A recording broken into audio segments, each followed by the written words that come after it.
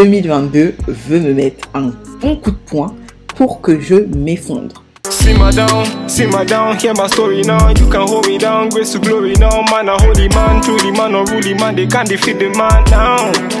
They can't hold me down. Hello, j'espère que vous allez bien. On se retrouve pour une nouvelle vidéo pour clôturer l'année 2022. Donc j'ai trop hâte. Une vidéo, comme vous avez pu le voir sur le titre, c'est une vidéo bilan.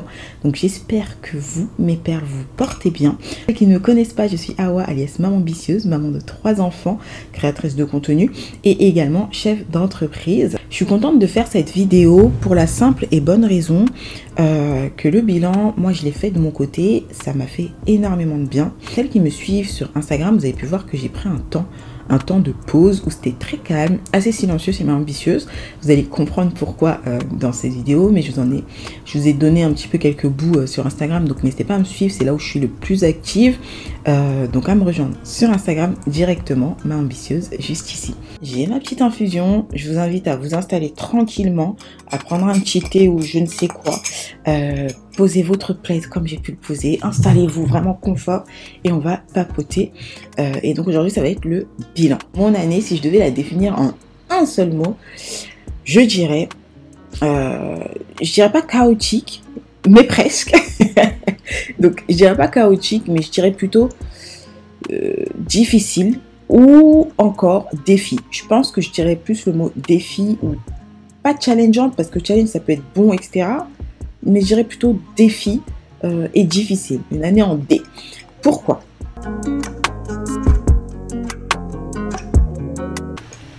Cette infusion, elle est trop bonne. Première catégorie, on va commencer par la vie professionnelle. Donc, qu'est-ce qui s'est passé en 2022 dans le professionnel pour que je qualifie mon année de difficile ? Cette année, ça a été une année qui a super bien commencé. Elle a commencé sur les chapeaux de roue. Il y avait une promo du parcours Propulse. Pour celles qui ne savent pas, l'entreprise, la start-up que j'ai créée, qui s'appelle Option H maintenant. Donc il y avait une promo qui était lancée en début d'année, donc tout se passait très bien. On a aussi intégré un écosystème incroyable pour notre start-up, le plus grand écosystème qui regroupe des tonnes de start-up à Paris, donc c'est vraiment le plus grand, qui a été créé par Zaveniel, donc qui s'appelle Station F. Donc on a été à cet endroit pendant 1 an. Et ensuite, qu'est-ce qu'on a pu faire d'autre? Donc ça, c'était vraiment les débuts d'année, de très belles rencontres durant cette année aussi, ça je vais pas le cacher, j'ai eu de très belles rencontres. Donc ça c'est le côté, on va dire, l'aspect positif de cette année. Il y a d'autres choses en positif de manière professionnelle, mais je vais d'abord vous parler des aspects qui étaient beaucoup plus difficiles. Donc les aspects qui étaient difficiles, c'est qu'il y a eu des coups durs, de gros challenges, de gros coups durs. C'était une année de changement, voilà, je pense que je le qualifierais plus par changement. Une année de changement total. C'est l'année où on a changé le nom de la start-up, donc on est passé de Salon HK à Option H. C'est l'année où on a eu notre première recrue, où j'ai dû apprendre à déléguer, à travailler en équipe, à travailler avec d'autres personnes extérieures, etc.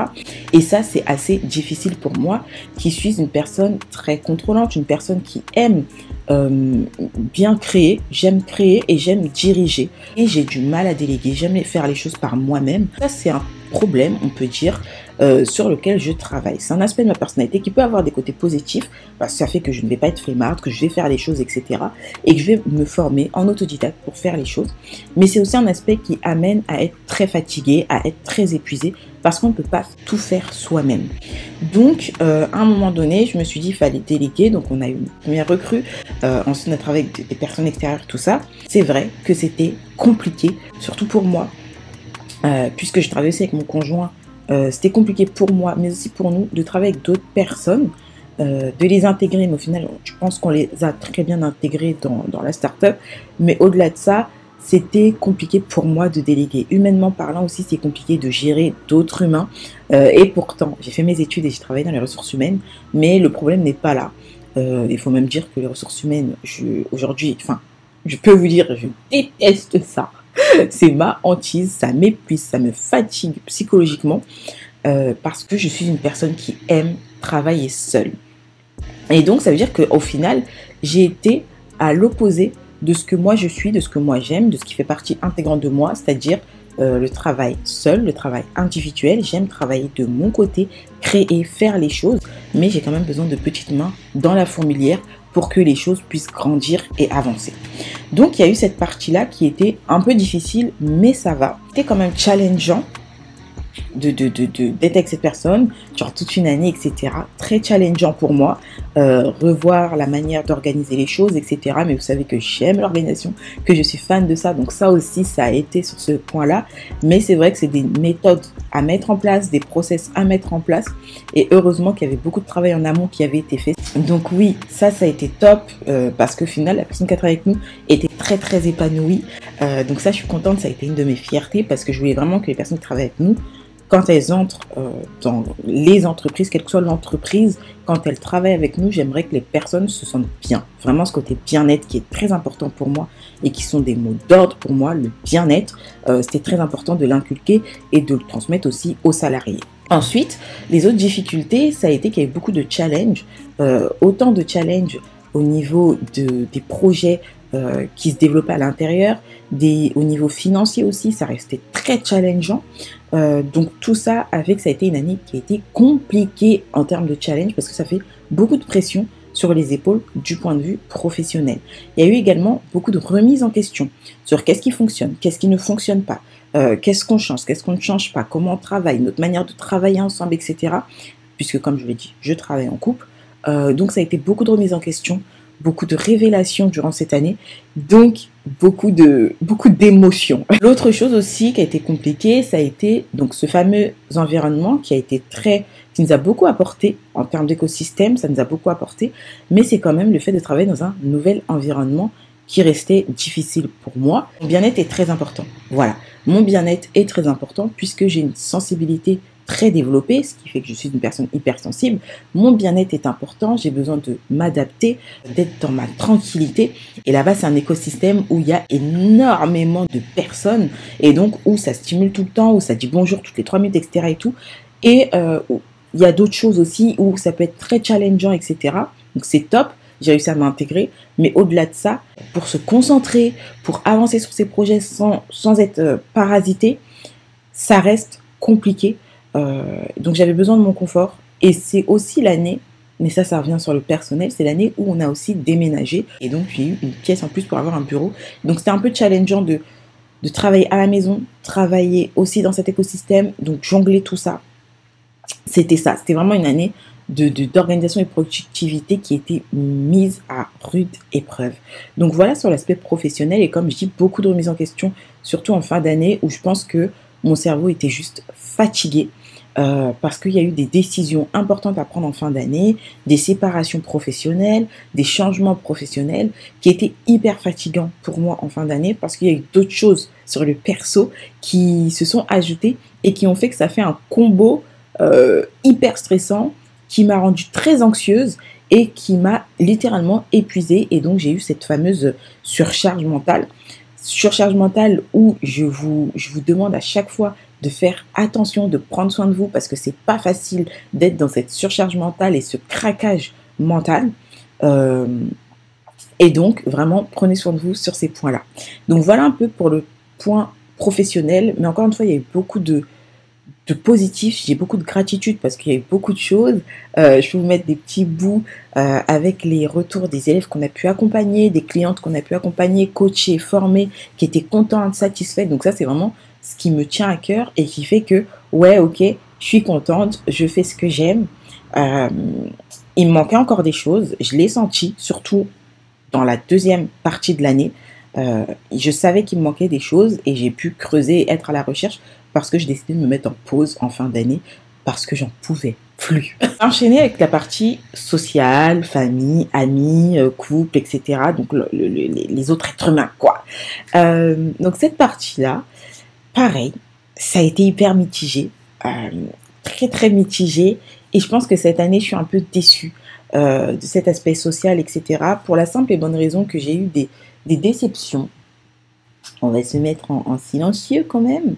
Ça va être beaucoup plus simple. Je pense que je me suis légèrement, voire beaucoup, négligée. C'est-à-dire que je me suis un peu oubliée parce que je m'occupais d'autres. C'est-à-dire qu'autant sur le professionnel, je m'occupais de mes clientes. Je m'occupais de mes clientes, je m'occupais des collaborateurs, je m'occupais des personnes qui travaillaient avec nous, je m'occupais de ce qu'on devait faire pour ce fameux incubateur, mais c'est pas forcément un incubateur, mais voilà, de tout ce qu'il y avait à faire sur ça. Je m'occupais de l'entreprise et des entreprises, des projets qui sont là et qui doivent naître, etc. Donc, je m'occupais d'autres. Et surtout de bien bichonner les clientes et les collaborateurs.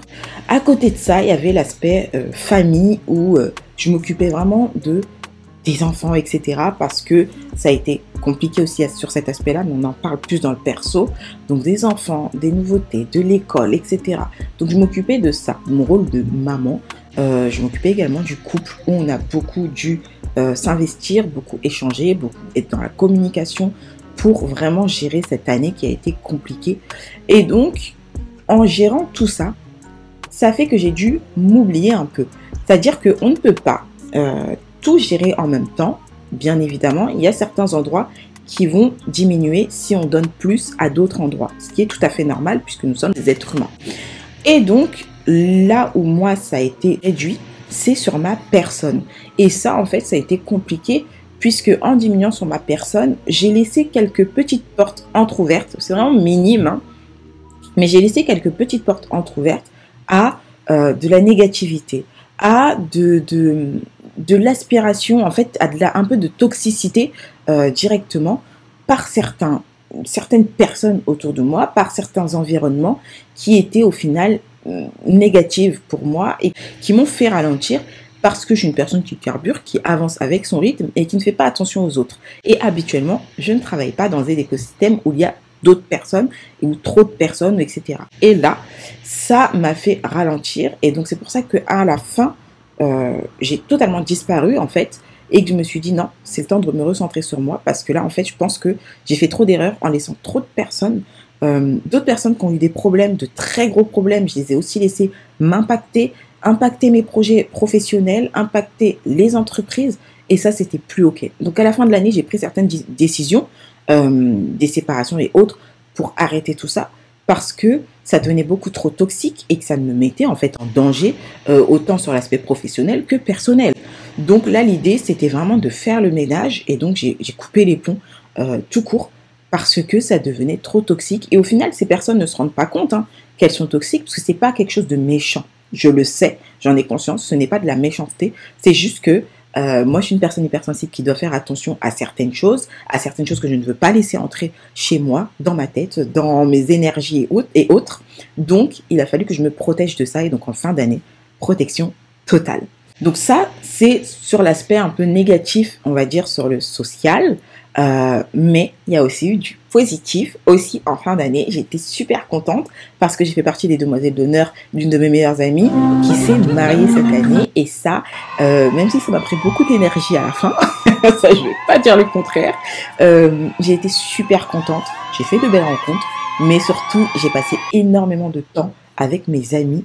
Faut savoir que les autres années, ce sont des femmes incroyables que je ne vois pas tout le temps. C'est-à-dire qu'on se voit très ponctuellement, très peu de fois dans l'année. On n'échange pas non plus beaucoup. Quand on se voit, l'idée c'est que je puisse me ressourcer avec elles, qu'on rigole, qu'on est nostalgique, on partage un peu nos actualités, on se motive, etc. Moi, c'est ma vision de l'amitié. Et pas d'être dans de la négativité, de la toxicité non-stop. Et là, c'était juste trop cool parce que vu qu'on préparait le mariage, l'enterrement d'une jeune fille, etc., de l'une d'entre elles, eh bien, ça fait qu'on était réunis ensemble et qu'on se voyait assez souvent. Et comme on l'a pu le dire, c'est la première fois qu'on se voyait autant de fois d'affilée, et ça m'a fait énormément de bien. Ça a été une bouffée d'air frais pour moi. Après, évidemment, j'ai besoin d'une pause parce que je suis quelqu'un d'assez solitaire et j'aime bien être seule dans mon confort, ma tranquillité.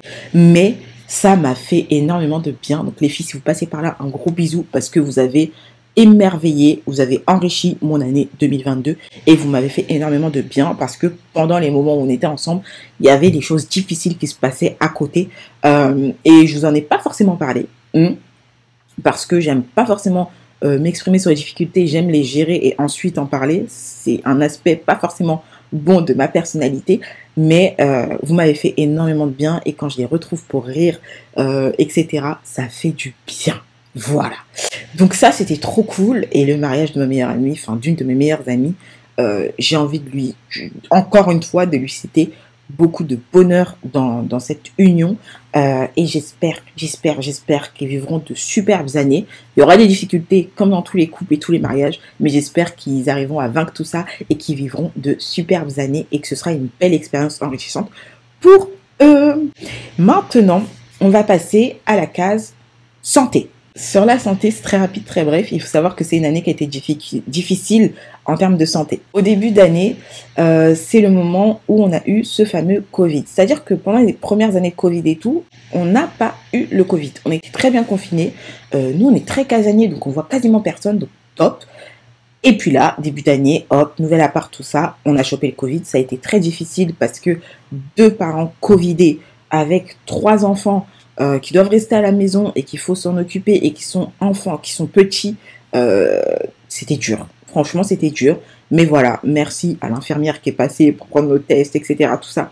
Enfin bref, ça a été géré. Je suis contente et j'ai beaucoup de gratitude parce que j'ai pu faire tranquillement certains soins. J'ai décidé cette année de me recentrer sur ma santé, que tout ce qui n'allait pas, j'allais le résoudre.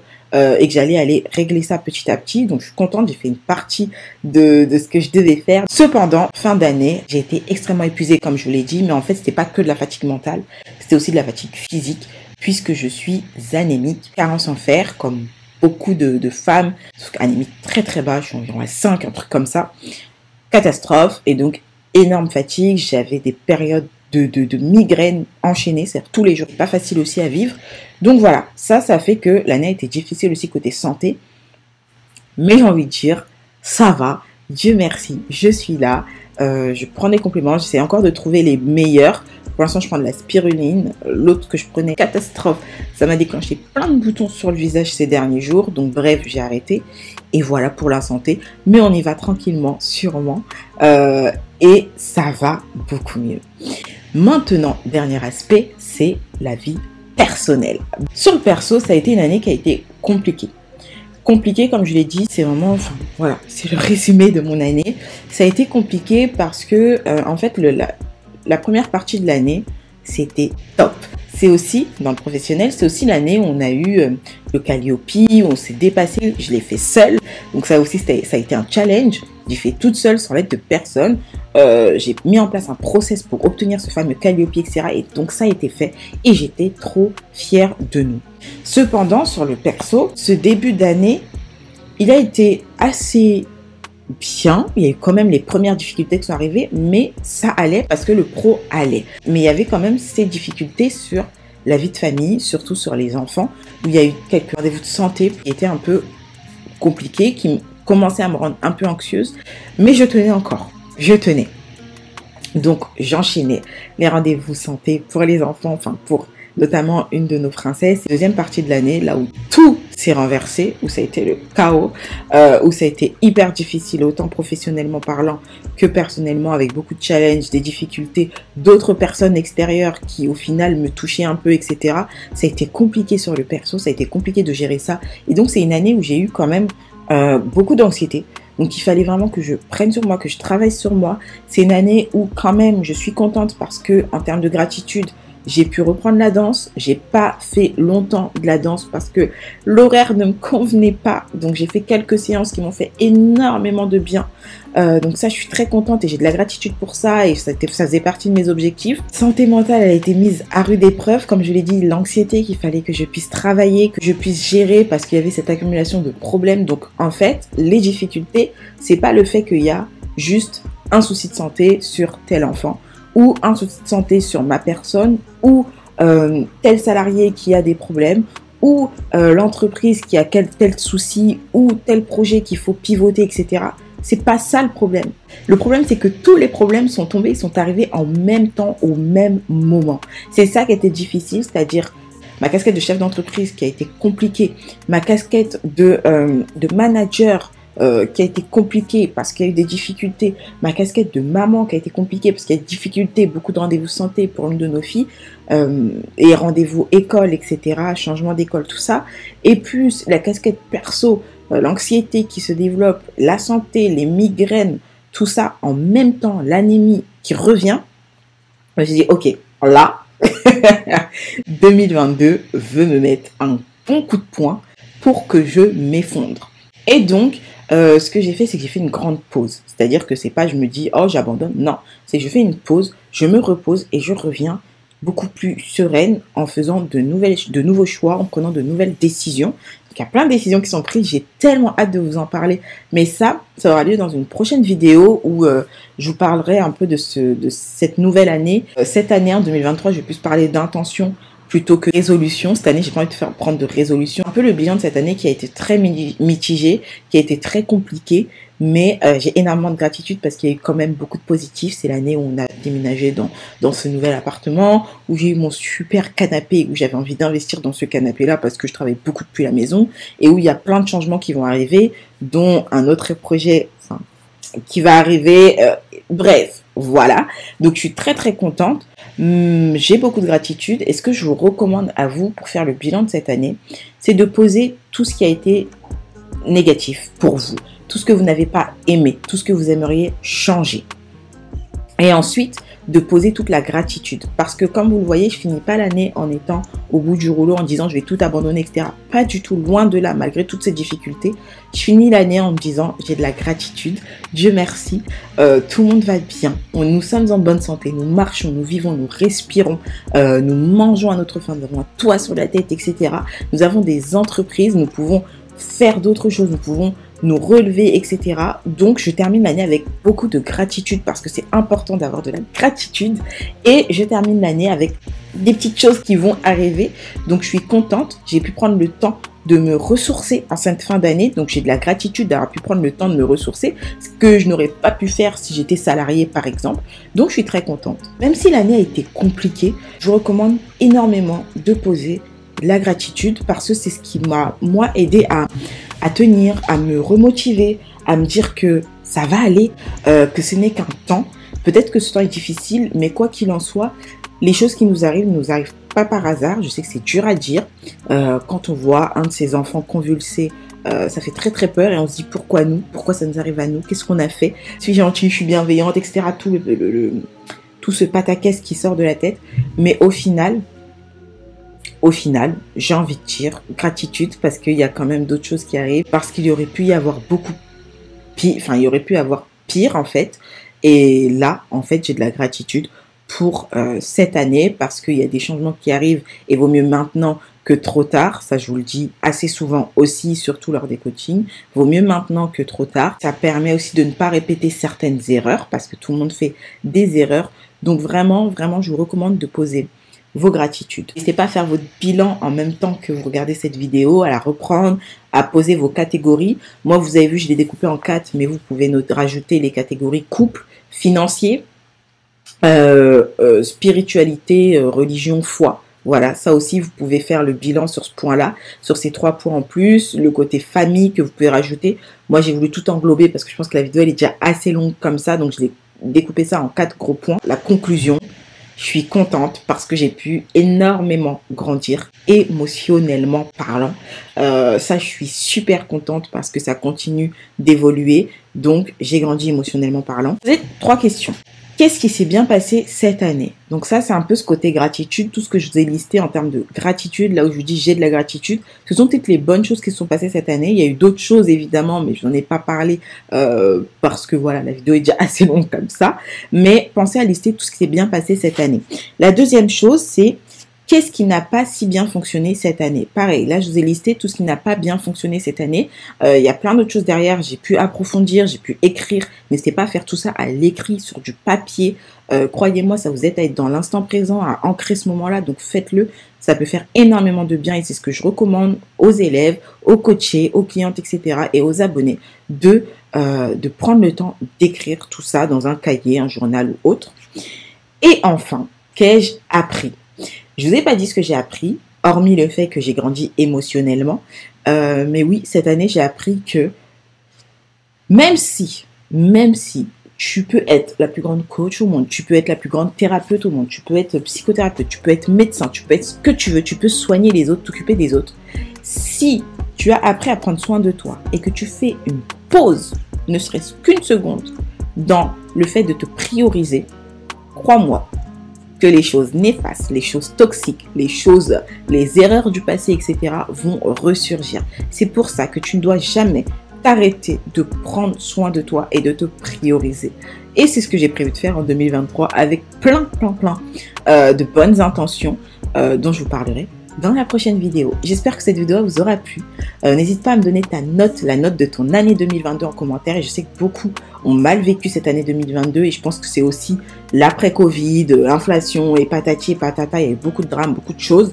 Donc voilà, n'hésitez pas à noter ça en commentaire. Donnez-vous vos bilans de cette année, ce que vous avez appris, à répondre aux questions si ça vous fait du bien et à reposer vos valeurs de l'année aussi. Quelles sont vos valeurs fondamentales plutôt, vos valeurs de la vie en général et est-ce que vous avez été dedans cette année ou pas du tout. Je vous retrouve dans une prochaine vidéo et je vous dis à très vite. Bye bye.